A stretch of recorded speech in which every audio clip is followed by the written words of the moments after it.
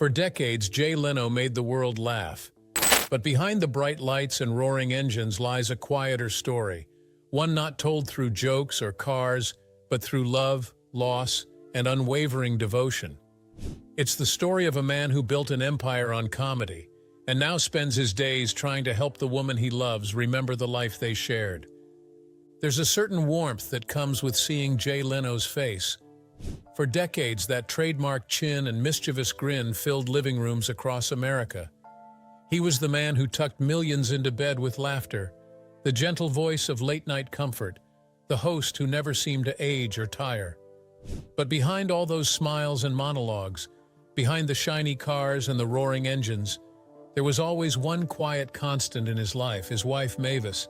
Today, that same face still smiles, though the story behind it has softened into something far more human and fragile. Because as Jay Leno continues his journey through show business, he's also walking through a much more personal one, caring for Mavis, the woman who once knew every inch of his soul, and now, sometimes, no longer recognizes him. It's a story that many families know too well, but few talk about. It's the slow fading of memory, the kind of heartbreak that doesn't happen all at once. For Jay, a man whose life has always been about remembering jokes, names, and punchlines, watching someone he loves lose those things has reshaped his world in ways that fame can't fix. And yet there's no tragedy in his tone. When Jay speaks about Mavis, it's never with sorrow, but with a kind of patient affection that can only come from decades of knowing someone deeply. He still jokes with her. He still makes her laugh. In a way, the comedian has simply found a new audience, one that he loves more than all the rest. It was sometime in the mid-70s in Los Angeles, at a smoky little place that every struggling comic knew, the Comedy Store.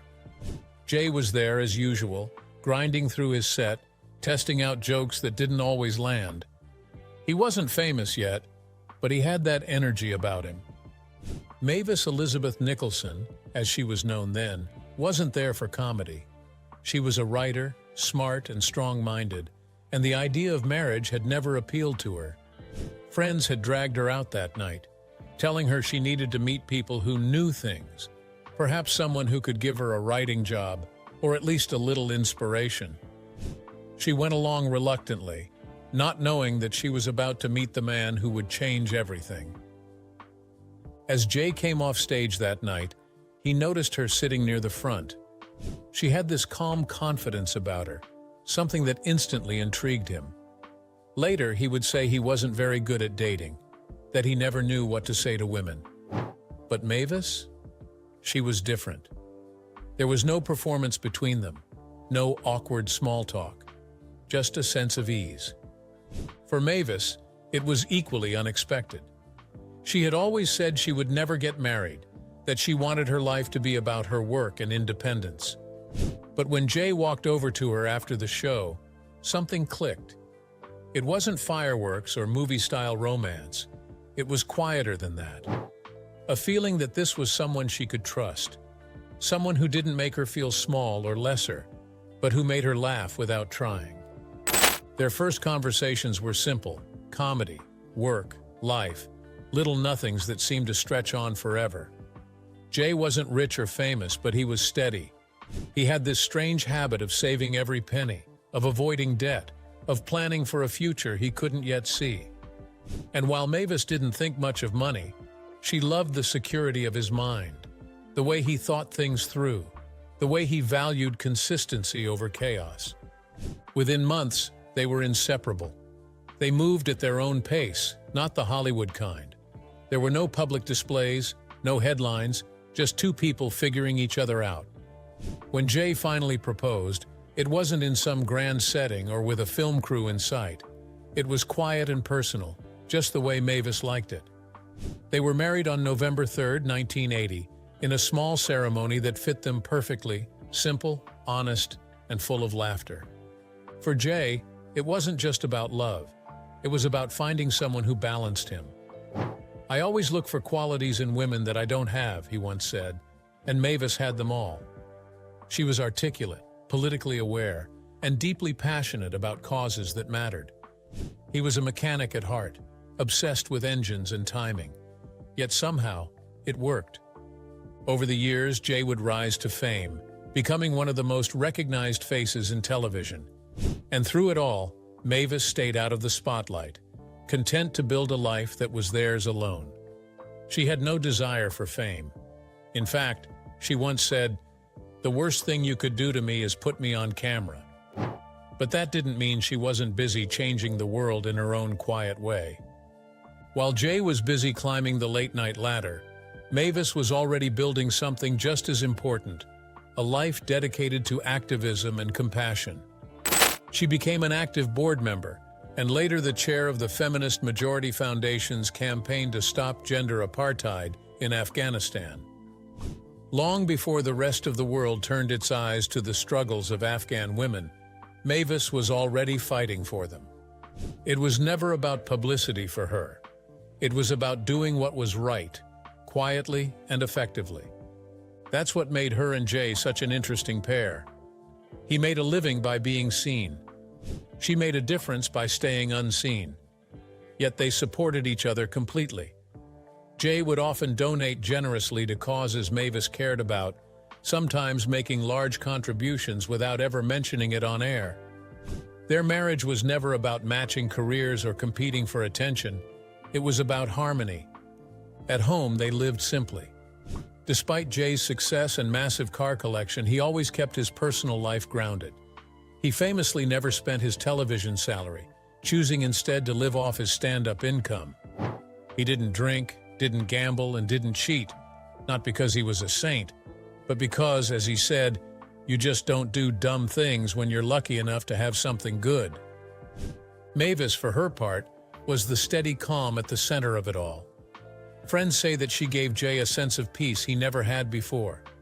She was the quiet listener when his mind was racing, the voice of reason when his comedic brain wanted to turn everything into a punchline. Over the decades, they became a team in the truest sense. While Jay became a household name, Mavis was the private force behind his public success. He'd often mention her on shows, affectionately, casually, never in a way that felt scripted. He'd tell audiences that his wife didn't believe in marriage before meeting him, and that somehow he'd tricked her into it. The crowd would laugh, but behind the joke was something real. They never had children, and it was a mutual decision. Mavis had always been clear that motherhood wasn't for her, and Jay respected that completely. They poured that energy into each other instead, into their work, their causes, and their shared routines. Through the years, as television evolved and late-night hosts came and went, Jay remained steady, and so did Mavis. She was at every important moment, every career milestone, quietly supporting from the sidelines. In interviews, Jay never failed to credit her, not just as his wife, but as his anchor. He once said, "Every guy should marry someone smarter than he is. That's the trick." Even when Jay's fame brought chaos, Mavis grounded it with perspective. When The Tonight Show controversies flared up, with the handovers and the headlines, Mavis never played the celebrity wife. She stayed home, kept things calm, and made sure Jay came back to reality every night. It was a kind of quiet stability that kept him sane when the world was watching. As the years rolled by, the two of them seemed untouched by the usual Hollywood wear and tear. They didn't age publicly, they just lived. And for Jay, every moment with her became part of the story he'd one day tell, not as a joke, but as a truth about love. Even now, as Mavis faces one of the hardest chapters of her life, that same love still shows. Jay's the same man who once walked off a small stage in the 70s and saw her sitting there. He still looks at her with that same expression, the kind that says, "You're the best thing that ever happened to me." They built a life out of laughter and respect, the kind of relationship that doesn't need grand gestures to prove itself. And as time has shown, what they built was stronger than fame, stronger than age, and strong enough to survive even when memory begins to fade. When you've shared a life with someone for decades, you begin to think you've seen it all. The highs, the lows, the laughter, the silence. But nothing truly prepares you for the moment when the person you love starts to forget the world you built together. For Jay Leno, that moment came quietly. There wasn't one dramatic turning point, no big revelation, just small things at first, a misplaced name, a moment of confusion, a pause that lingered a little too long. Then gradually, those moments began to pile up, until it was clear that something deeper was happening to Mavis. After a series of consultations and medical visits, the diagnosis came: advanced dementia. For anyone else, it might have felt like the world stopped spinning. For Jay, it simply became the next chapter, not an easy one, but one he would face the way he faced everything in life, with patience, humor, and love. When the news became public in early 2024, many fans were stunned. To them, Jay was still the smiling car enthusiast, the man who could fix anything with a wrench and a joke. But dementia isn't something you can fix. It's not a flat tire or an old engine that just needs more oil. It's the slow unraveling of memory, a thief that steals pieces of someone bit by bit. Court documents later revealed the extent of Mavis's condition. Her doctors explained that she sometimes no longer knew her husband's name or even her own birthday. For those who had seen her sharp, articulate, and politically active for decades, it was heartbreaking news. Yet for Jay, it wasn't about grief. It was about duty, about love that doesn't need to be recognized to still exist. He became her conservator, a formal term that simply meant he was now responsible for her care and estate. But emotionally, he had already been doing that long before any legal papers were filed. In interviews, Jay described his new daily routine not with sadness, but with a quiet sense of purpose. "It's basically what we always did," he said. "I take care of her, we watch TV, we talk, we laugh. The only difference is now I feed her too. But I like doing that." That's the thing about Jay Leno. The humor never left him, but it evolved. It became gentler, more grounded. When he talks about Mavis now, there's a softness in his tone that the old Tonight Show host never used. He still makes jokes, but they're the kind that come from love, not performance. Jay Leno has always been a man who liked to keep things simple. He never bought into the celebrity lifestyle, never sought extravagance beyond his love for cars.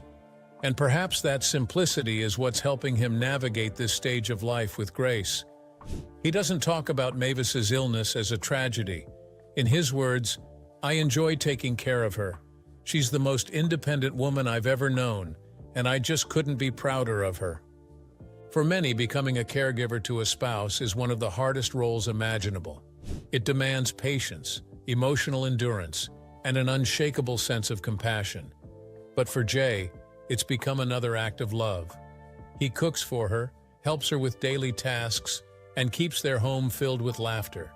He even jokes that his job now is making her smile before bedtime, as if he's performing just for her. He's managed to keep humor alive in the smallest ways. On one occasion, he laughed about how Mavis insisted on buying a pair of designer sneakers worth hundreds of dollars, even though she rarely leaves the house now. "I thought, if she's going to walk around the living room, might as well do it in style," he joked. That's Jay, finding light even in the heaviest moments. Their house has become a cocoon of familiarity. They still watch television together every night. Old movies, game shows, things that spark recognition. He'll sometimes replay old episodes of The Tonight Show or his famous headlines segments, and Mavis will laugh without fully knowing why. But laughter, after all, doesn't require memory, just feeling. It's that emotional memory that Jay treasures most.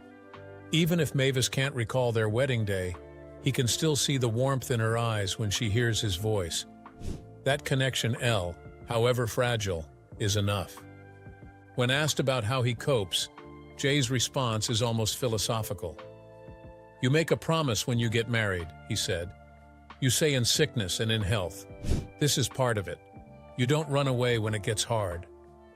There's no pity in his words, no self-praise, just matter-of-fact love. He doesn't dwell on the word dementia. To him, Mavis isn't defined by her illness.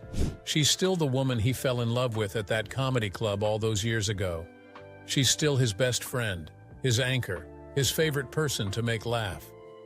The disease may have taken her memories, but it hasn't taken her essence.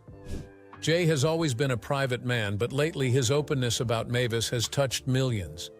In a world obsessed with youth and glamour, he's showing what real devotion looks like. Unfiltered, unglamorous, but deeply beautiful. There's something haunting yet profoundly human about the idea of being forgotten by the person who once knew you best. It's the kind of heartbreak that doesn't creep in on you. And yet Jay Leno seems to have found peace within it. Dementia has its own strange rhythm. There are days when Mavis is perfectly lucid, when she remembers things vividly, and Jay can glimpse the sharp, witty woman she always was. Then there are days when she's lost in a fog, unsure of where she is or who's with her. Through it all, Jay doesn't try to correct her or remind her forcefully. He just sits beside her, letting her world be what it is that day.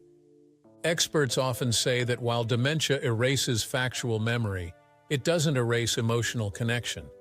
The body still remembers the feeling of love, of laughter, of safety. That's why when Jay leans close and cracks a joke, Mavis laughs. Maybe she doesn't recall the setup or even recognize him as her husband, but something deep inside her recognizes the joy he brings. He's said more than once, "I still make her laugh every day." That one sentence says everything. It's the ultimate proof that love isn't something you can measure by clarity or comprehension. It's a feeling that outlives thought. Sometimes, after helping her to bed, Jay will sit quietly beside her and watch her drift off. The comedian who once thrived on applause now finds his purpose in those quiet moments. A small smile, a touch on the hand, a sigh of comfort. That's his standing ovation now. And yet, for all the sadness surrounding dementia, there's a beauty in their story that can't be ignored. It's a reminder of how fragile and precious our connections really are.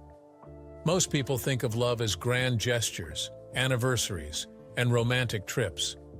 But in truth, it's the small, consistent acts, the patience, the kindness, the willingness to stay, that define it. Mavis may not always know Jay's name anymore. She might not recall the night they met or the life they built together, but she still knows laughter, she still knows warmth, and she still feels safe when he's around.